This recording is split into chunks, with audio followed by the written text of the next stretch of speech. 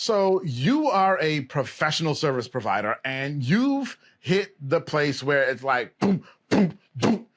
Oh my gosh, I can't grow anymore. And you're like beating on this ceiling, wondering what the heck to do next. We get it.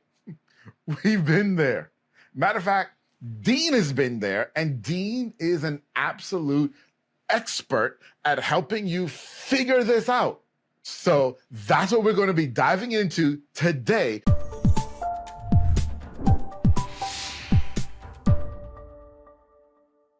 So Dean, we're talking to professional service providers, right? And what does it look like? If for the professional service providers listening to us right now who are curious, is that me? Am I at a place where I've hit a growth ceiling? What does that look like or feel like for them? Yeah, well, it can show up in a number of different ways. So if you're a solopreneur, which many of our listeners are, right, or they've got a small team, they just can't take on any more one-on-one clients, right? They're doing all the work, they're providing support, they're doing all these things, and these one-on-one clients are just draining their energy, draining their bandwidth, they're burning out, all of those things. Now, there are some other tools you can use to improve that situation, but that's a really good example, or a good symptom, I should say, of looking at other ways to deliver your expertise, and have a bigger impact. So that's just one. But the other thing I would say is if you're in this competitive space, which, you know what, we're all in a competitive space, and you find you're having a conversation with a client about hours and dollars, I'll say it again, it's time to change how you think about delivering your services, right? Whether it's a project, still hours and dollars. Whether it's a retainer, still hours and dollars. Or if it's just selling a bucket of hours to do a thing, you're in that same stuck place. It's like, well, I'm at 200. Can I get to 225? Will this client be willing to pay 300 an hour for me? It's the wrong conversation. You're having the wrong conversation. But why? I mean, I worked and I should get paid an hour. Like, that's how the world works, Dean. Like, we work for money and, I get paid a certain amount for a certain amount of time. If I had a job, I spent 2,000 hours in the year, they gave me X amount of dollars. I mean, that's how it works, Dean. What are you talking about? The work analogy is a perfect one, right? Because how can you get above that level, right? Can you do overtime? Can you work more than 40, 60, 80, 90 hours a week? You can't do it. You can't do it. That's a diminishing returns on your health and your ability to grow. So if you think about this concept of trading value for compensation, the hours and dollars become less important. So I've got a very specific example. We'll jump right into an example. Let's go. If you could sell 5 hours a time, have to deliver 7 hours of work and get paid for 5 hours, let's say your hourly rate $200 an hour, but you actually put 7 hours of work in. So your realization rate, which is the full amount divided by the number of hours, is 142. I've done the math. 142. What if you could spend 3 hours, let's say 4 hours of work, and get paid $2,500 for that same work? Deliver more value in a more repetitive and consistent manner. Do you want the 142 or do you want the $2,500 and deliver more value? Which path do you want to take? More value. More value. Because I don't want to work for $142 an hour and then have to divide that into 30-minute increments because the client wants to spread that thing out. So this concept of a fractional, we could even expand it into how do you package and productize your knowledge and experience differently, right? It's the same type of conversation. So as a fractional, there's a lot of benefits. So if we talk about internal and external benefits in terms of being a fractional. So what is a fractional? We're in the marketing world. We do a lot of stuff around marketing. So we'll use a fractional chief marketing officer, CMO. A company may be at a growth point where they've realized that they need some more marketing experience to grow the business. Can they go out, hire an agency? Yeah, but that agency has a niche area of marketing they work in, right? There aren't very many really good broad marketing No, agencies. And if you if find them, any. they're very expensive, right? Yeah. So I'm not going to do the agency route to help us sort of develop this thing and execute this thing. So I'm going to hire somebody. So I can hire a marketing director. And a lot of times a marketing director is an implementer and not a strategist. All right, so then I need a CMO. I need to go write a check for 250 to 300 grand a year, all in, with benefits and taxes, to hire this experienced CMO. Well, I can't afford that. Nope. So what's the option? To get that kind of experience part-time for a much lower rate. That's what the fractional is all about. Whether you're a marketer, sales leader, operations, finance and accounting, HR, you pick it. There are people out there that they've taken businesses from where you are to where you want to go. And they're doing that on a part-time basis. So that's what a fractional is about. And there's a way to weave that into your services.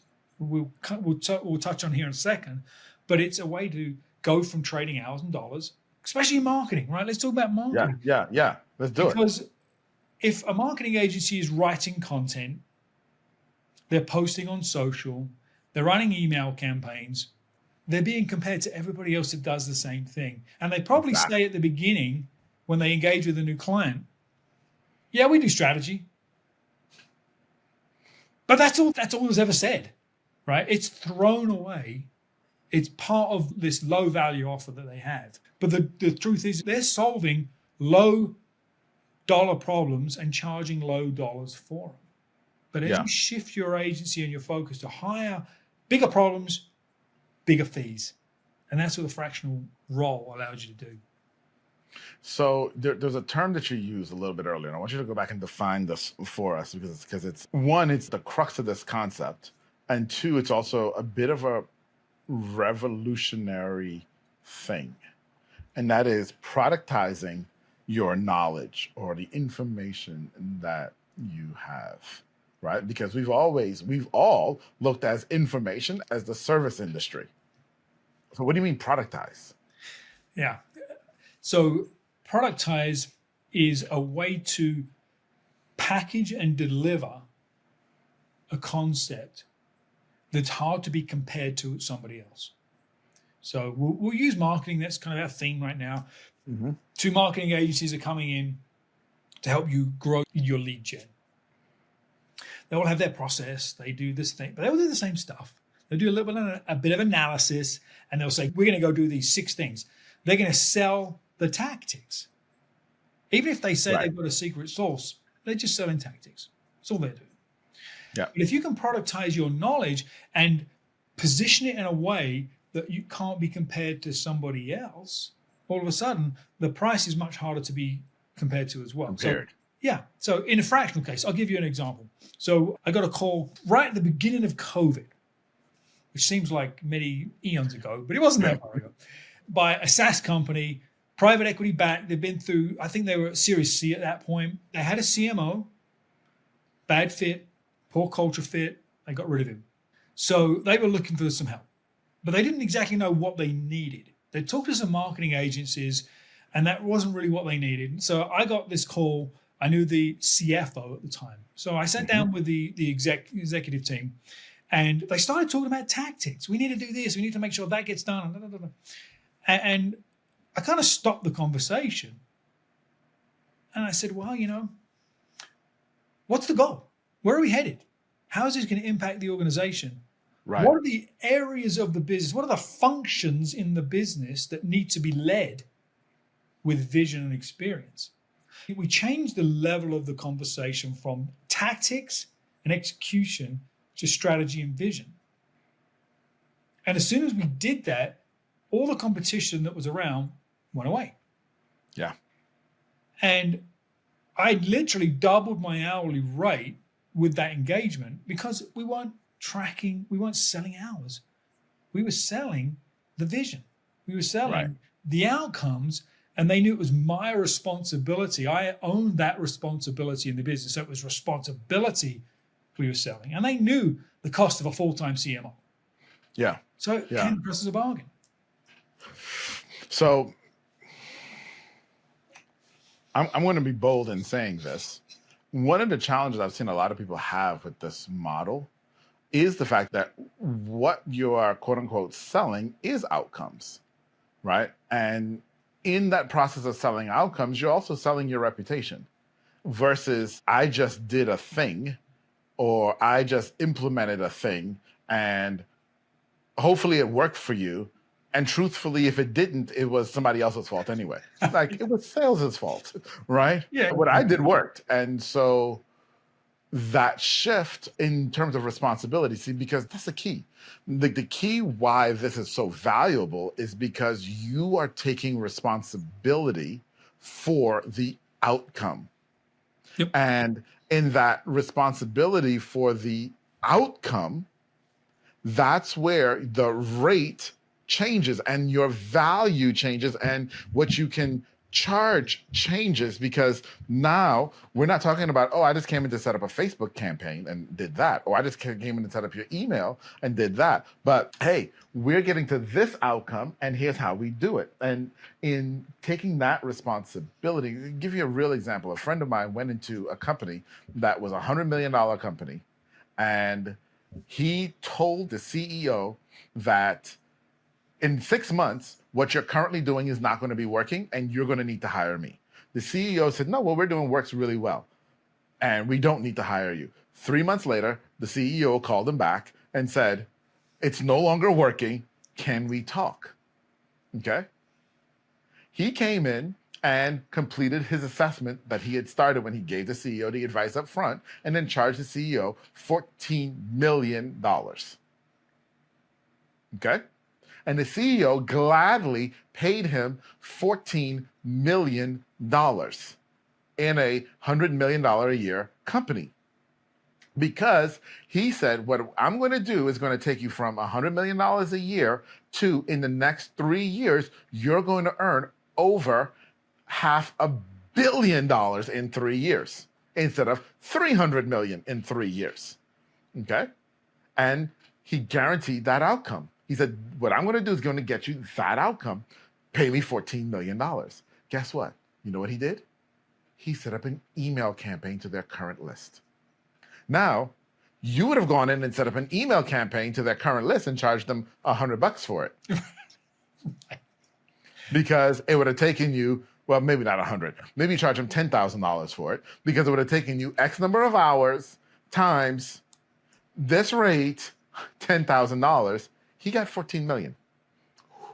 Which one would you rather be? He was not selling an email campaign. He was not. He wasn't selling opens and clicks and all the other stuff. He was selling the vision of $500 million, solving a much bigger problem, obviously charging much bigger fees. And that therein lies the secret to being a fractional versus being an agency or a consultant that's offering a project. As an outsider, delivering on a tactic, you have very little control over the results that are outside of your scope. Email marketing, fine, but I've got no control over the sales follow-up and all the other things. I don't know what the revenue is going to be, dude. I've got no idea. But as a fractional, in this world, maybe it's a CRO, right? Chief Revenue Officer that has marketing and sales under their area of responsibility. I have far more influence over all the pieces that go together and have more assurance that I can drive the big results. I'm going to charge much larger fees, right? I'm not going to be responsible for somebody else executing my strategy and me getting paid on that result. I need to be there driving that activity. Yeah.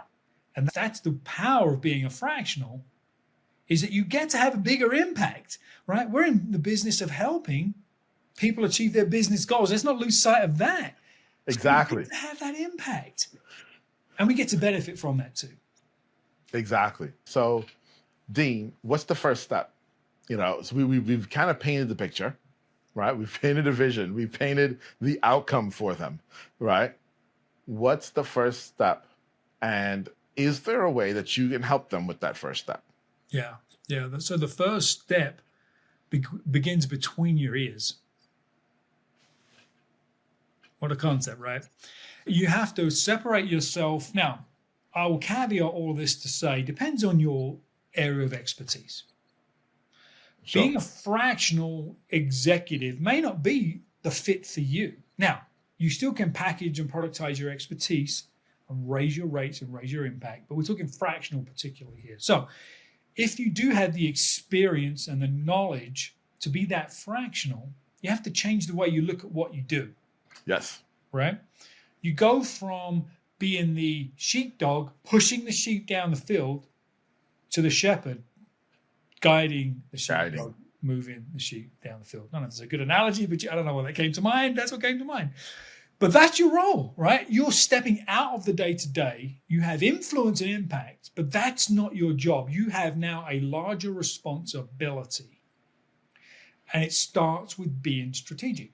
You have to sell and understand and believe in the value of strategy first. Yes. Yeah. Right? Absolutely. That's where it begins. Absolutely. So I'm going to pause here. Do you have something that you can give them, point them to help them here, or you just want to wrap? Yeah, no, absolutely. We're actually developing a mastermind and a group coaching program around this specific topic of helping professional service providers productize and monetize their expertise. And there's a track in that specifically for people that want to deliver fractionals. And I got to tell you, you could add 3 clients in a year and add $180,000 to $200,000 in real revenue by doing this. And that's just not big numbers I'm throwing out to catch people's attention. It's real. You charge $5,000 a month, and you keep a client for 12 months. That's $60,000. You bring in 3 clients, you just add $180,000 in revenue for a limited amount of time you spend with the client. And that's the other piece, is that you can control that with a good scope and a good expectation. It's not a 40-hour-a-week job. It just isn't. It shouldn't be. So if you have questions about it, go to deanisaacs.com. That will take you to my LinkedIn page.